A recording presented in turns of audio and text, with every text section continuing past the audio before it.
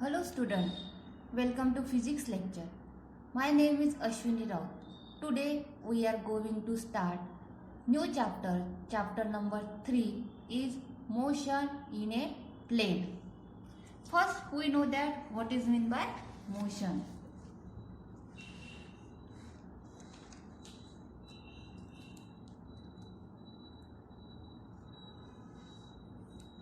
Motion in a plane. Motion, definition of motion. तुम्हाला first motion म्हणजे काय माहिती असायला पाहिजे. Motion means change in the position of an object with time. Motion म्हणजे ऑब्जेक्टची चेंज होणारी position with respect to time. जर आपण कन्सिडर केलं हे पेनची कॅप आहे, ठीक आहे. आता ही पेनची कॅप इथे आहे, म्हणजे पोझिशन कुठे झाली या कॅपची इथे आहे. काही वेळानंतर आता मी हे कॅप उचलून इथे ठेवलं. काही वेळानंतर या कॅपची पोझिशन इथे झाली, इथे आलेली आहे, या पोझिशनला आहे. म्हणजे काय झालेली आहे, बॉडीची पोझिशन चेंज झालेली आहे. त्यालाच काय म्हणतात मोशन. त्यालाच काय म्हणतात मोशन. कन्सिडर केला हे एक ऑब्जेक्ट आहे, याची पोझिशन इथे आहे. काही वेळानंतर after some time this object at this position, ठीक आहे. जे ऑब्जेक्ट ए पोझिशन पासून बी पोझिशनला गेलेला आहे, म्हणजे काय झाली, ऑब्जेक्टची मोशन झालेली आहे. तर motion can be classified into 3 types. First, motion along a straight line, that is it is called rectilinear motion. जर ऑब्जेक्टची मोशन स्ट्रेट लाईनने होत असेल तर त्याला रेक्टिलिनियर मोशन म्हणतात. सेकंड आहे मोशन इन 2 डायमेन्शन. जर मोशन 2 डायमेन्शनली होत असेल तर त्यालाच म्हणतात मोशन इन प्लेन. आणि थर्ड आहे motion in 3 dimension, that is motion in A space. जर याचं आपण एक्झाम्पल बघितलं मोशनचं, तर त्यासाठी हे बघा, आता आपण एखादा तार बांधलेला आहे, तार असेल, कन्सिडर केला, ठीक आहे. हा एक तार आहे, कपडे वाळवण्याचा तार कन्सिडर केला आपण. हा एक तार आहे आणि या तारेवरती मुंग्या काय जात आहे, मूव्ह होत आहे. काय आहे, मुंग्या आहे. या मुंग्या अशा स्ट्रेट लाईनने जात आहे, सरळ लाईनने जात आहे. म्हणजे ही मोशन काय झाली त्या मुंग्यांची, rectilinear motion. Motion along the straight line, it is called rectilinear motion. आता त्याच मुंग्या जर एखाद्या बोर्डवरती फिरत असेल, जर आपण ब्लॅकबोर्ड घेतला, कन्सिडर केला, आणि ब्लॅकबोर्डवरती जर मुंग्या अशा फिरत असेल तर ती मोशन कोणती झाली, motion in a 2 dimension, means motion in a plane. आणि जर मुंग्या स्पेसमध्ये असेल, आपलं जर आपण कन्सिडर केलं स्पेसमध्ये फिरत असेल तर त्याला काय म्हणू आपण, मोशन इन ए स्पेस, ठीक आहे. आता आपल्याला बघायचं आहे motion in 2 dimension. Straight line motion, rectilinear motion, हेचा स्टडी तुम्ही आधीच केलेला आहे, 10th स्टँडर्डमध्ये झालेला असेल, 9th स्टँडर्डमध्ये झालेला असेल. तर आपल्याला या चॅप्टरमध्ये बघायचं आहे motion in 2 dimensions, that is motion in a plane. That is motion in a plane. बघा, मोशन इन 2 डायमेन्शन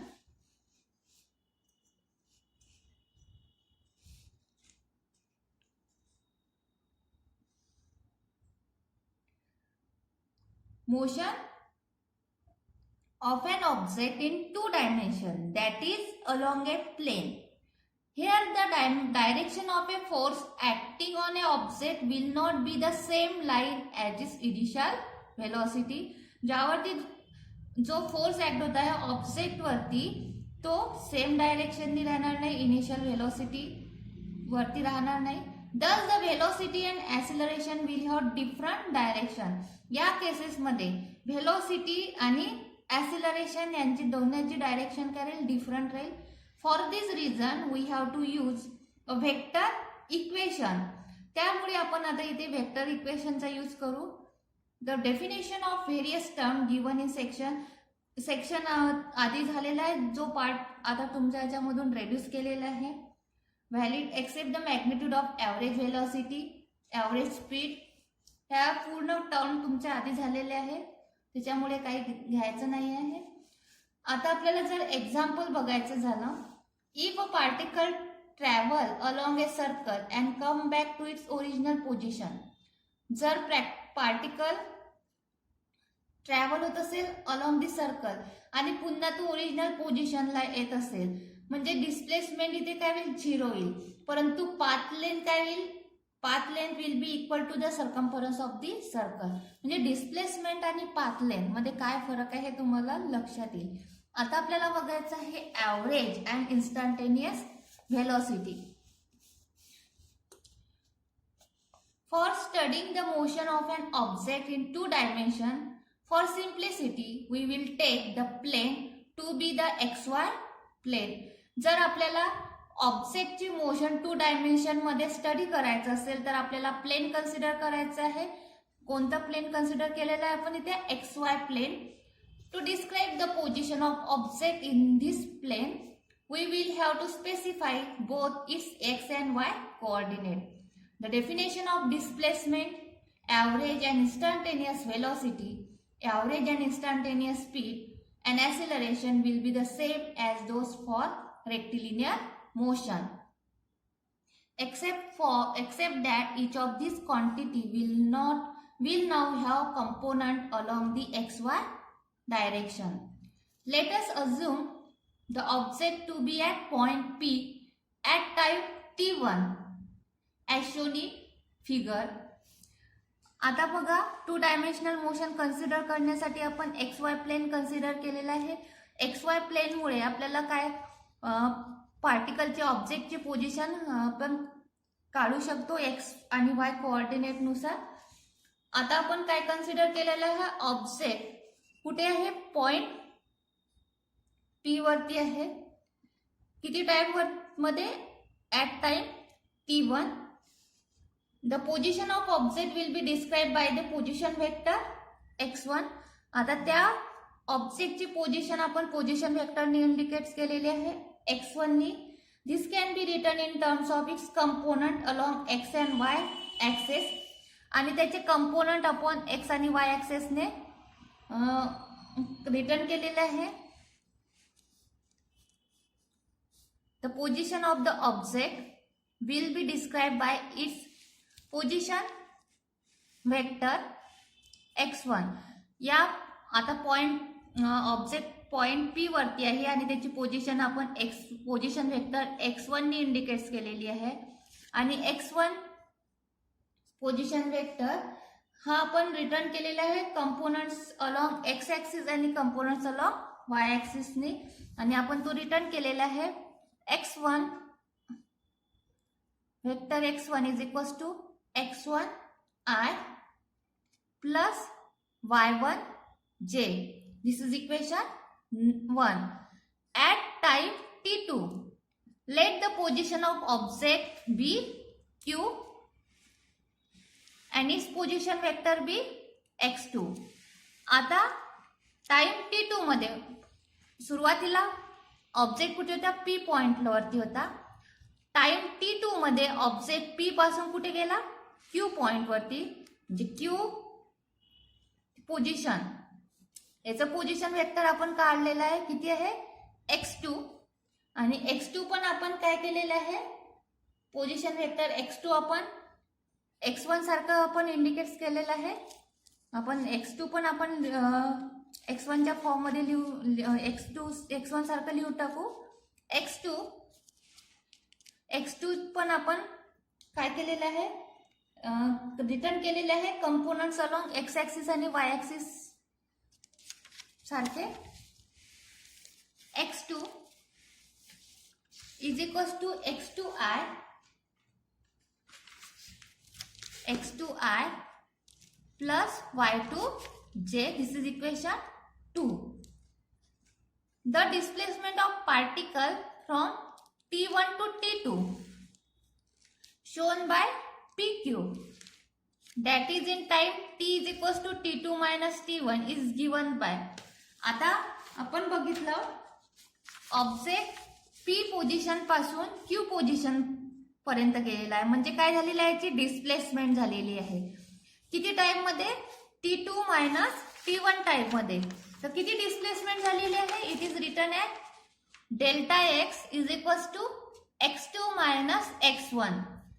आपण हे x y component along x आणि वाय डायरेक्शननी आपण रिझॉल्व केलेलं आहे. ते component is equals to x2 minus x1 i plus y2 minus y1 j. This is equation 3. आता आपल्याला काढायचं आहे average velocity of the object. आपल्याला माहित आहे velocity is nothing but rate of change of displacement. म्हणून average velocity is equals to काय होईल, v average is equals to delta x upon delta t. Delta x ची value काय आहे आपली, x2 minus x1 i upon delta t ची value T2 minus T1. म्हणून आपण टोटली कसं लिहू, x2 minus x1 upon T2 minus T1 into unit vector i plus y2 minus y1 upon T2 minus T1 into unit vector j. The average velocity v average is equals to v average x I plus v average y z. x आणि y डायरेक्शनने आपण ते component along x आणि y च्या along केलेले आहे, axis च्या along केले लिहिलेले आहे. वेअर इथे v average x is equals to काय आहे, x2 minus x1 upon T2 minus T1 and v average y is equals to काय आहे, y2 minus y1 upon T2 minus T1. The average velocity is the vector whose direction is along delta x. Average velocity काय आहे, vector आहे, त्याची direction along काय आहे, delta x, म्हणजे डिस्प्लेसमेंटच्या डायरेक्शनने आहे. That is along the direction of displacement in terms of its component. The magnitude v and the direction can be return as.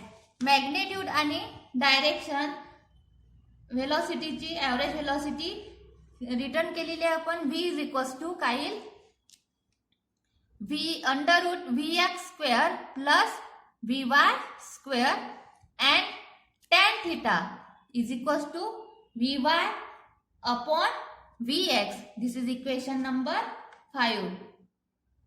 Figure B show the trajectory of an object moving in 2 dimension. आता figure बी बघा, आधी आपण figure A बघितली, आता figure B. Figure B show the trajectory of an object moving in 2 dimension. The instantaneous velocity of the object at point P along the trajectory is along the tangent to the curve at P. आता आपल्याला instantaneous velocity पाहिजे आहे. आधी आपण काय काढली, average velocity. Instantaneous velocity काढण्यासाठी आपण काय केलेलं आहे, एक या ट्रॅजेक्टरीला ऍट पॉइंट पी ला एक टँजंट ड्रॉ केलेली आहे. This is shown by the vector PQ ने आपण ती इंडिकेट केलेली आहे. इट्स एक्स आणि वाय कंपोनंट इज, त्याचे एक्स आणि वाय कंपोनंट काय, Vx and Vy as shown in figure. हे बघा डायग्राम मध्ये दाखवल्याप्रमाणे या ट्रॅजेक्टरीला P पॉइंट मध्ये आपण एक टँजंट ड्रॉ केलेली आहे आणि त्याचे कोऑर्डिनेट काय आहे, Vx आणि Vy. The instantaneous velocity of the object can be written in terms of derivative. आणि instantaneous velocity ऑब्जेक्टची रिटर्न करण्यास कशाच्या टर्म मध्ये रिटर्न केलेली आहे, डेरिव्हेटिव्हच्या फॉर्म मध्ये. इन्स्टंटेनियस म्हणजे ऍट दॅट इन्स्टंट, डेरिव्हेटिव्हच्या फॉर्म मध्ये आपण ते रिटर्न केलेली आहे. Instantaneous velocity of object can be return in terms of derivative as v is equals to limit delta t tends to 0 in bracket delta x upon delta t is equals to, it is also written as dx upon dt is equals to dx upon dt in bracket unit vector I plus dy upon dt in bracket unit vector j. This is equation number 6. The magnitude and direction of the instantaneous velocity are given by v is equals to under root dx upon dt square plus dy upon dt square.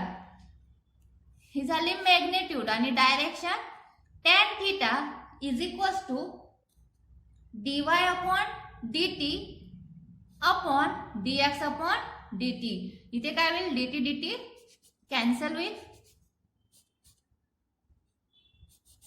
तर तुम्हाला काय मिळेल, dy upon dx. This is equation 7. Which is the slope of the tangent to the curve. हे tan theta dy upon dx हे काय आहे, slope आहे. This is the slope which is the slope of the tangent to the curve at the point at which we can calculating the instantaneous velocity. In this way, we have studied the motion in 2 dimension, that is motion in a plane, and average and instantaneous velocity. This is all about this topic. Thank you for watching this video. Okay, bye bye.